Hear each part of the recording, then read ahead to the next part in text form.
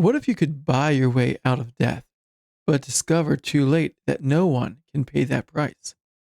Psalm 49 answers humanity's oldest illusion that wealth, power, or success can redeem a life. It's a wisdom psalm that speaks not just to Israel, but to all peoples. A sermon in song about the worth of a single soul. Welcome to the Ancient Lantern, where we illuminate God's Word.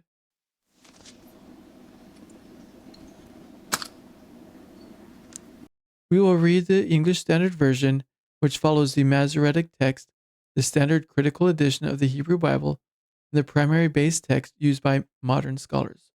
We will also read the New English translation of the Septuagint, which I refer to as both NETS and NETS.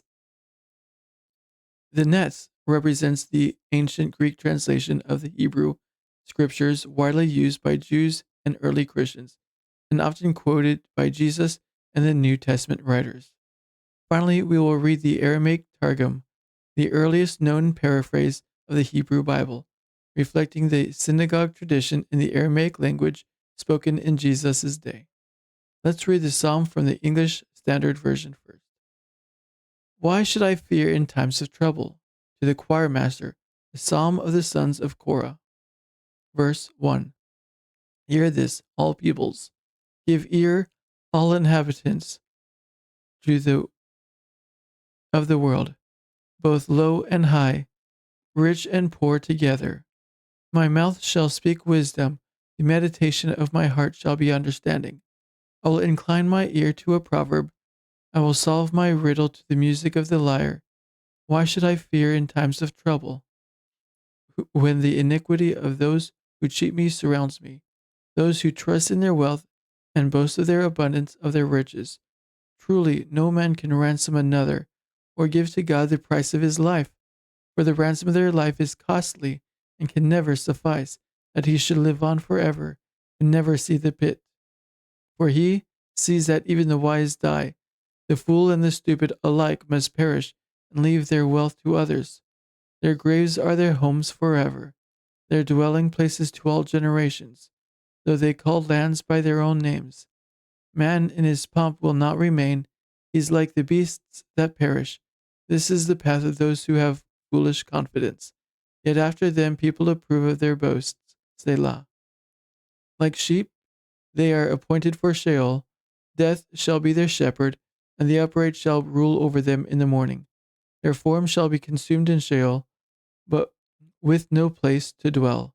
But God will ransom my soul from the power of Sheol, for he will receive me. Selah. Be not afraid when a man becomes rich, when the glory of his house increases. For when he dies, he will carry nothing away. His glory will not go down after him.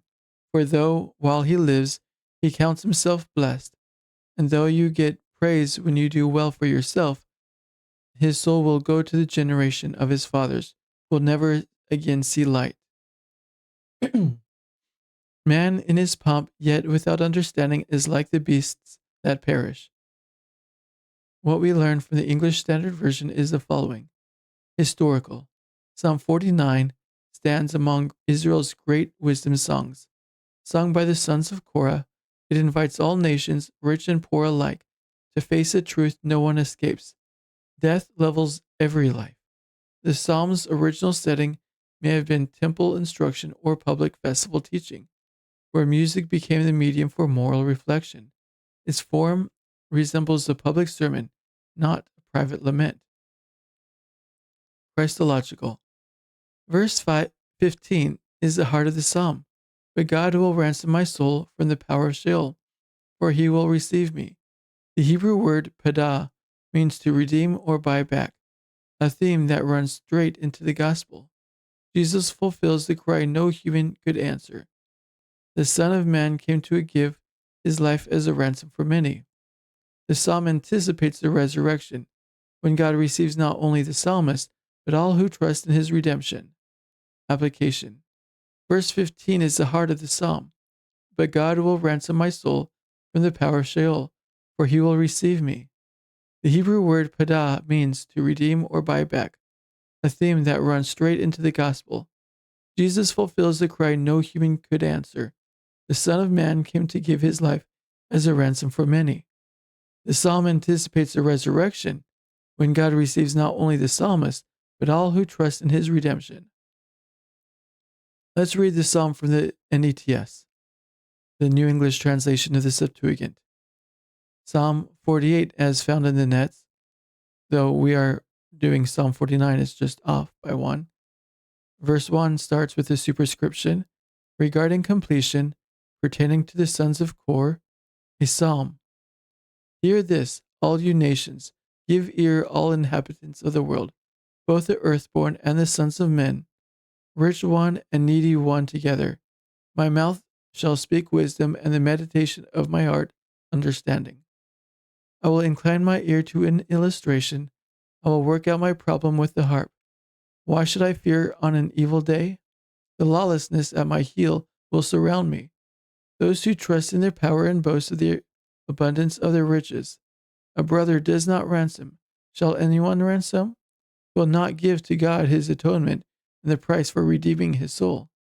And he toiled forever and will yet live completely. He will see corruption when he sees wise people die. Fool and dolt will perish together and leave their wealth to strangers, and their graves are their homes forever, their coverts to generation and generation. They named their lands their own, and a person held in honor did not understand. He resembled senseless beasts and became like them.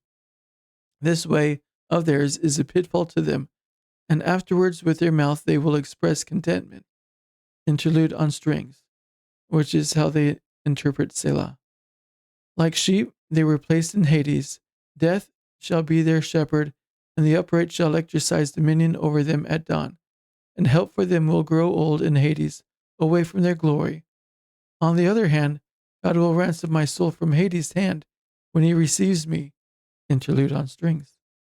Do not be afraid when a person becomes rich and when the glory of his house increases, because when he dies, he will take nothing, nor will his glory go down with him. Because in his life, his soul will be blessed. He will acknowledge you when you treat him well. He will enter the company of his fathers. He will never again see light. A person held in honor did not understand. They were comparable to beasts and became like them. What we learned from the New English translation of the Septuagint is the following. Historical. The Greek translators cast this psalm for a global audience. Hear this, all you nations. In the Hellenistic world, where philosophers sought immortality through reason, this song declared that God alone holds life and death. By rendering Sheol as Hades, the translators gave Greek-speaking Jews and early Christians a shared vocabulary for the hope beyond the grave. Christological.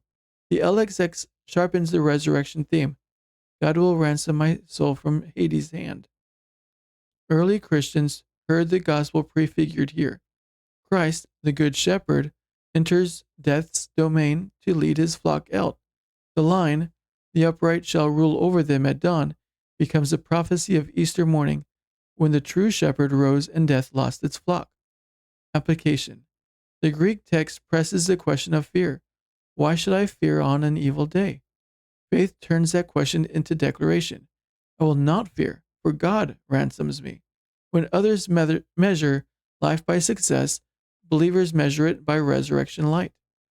Let's read the psalm from the Aramaic Bible. Verse 1, to the singer, a psalm by the sons of Korah.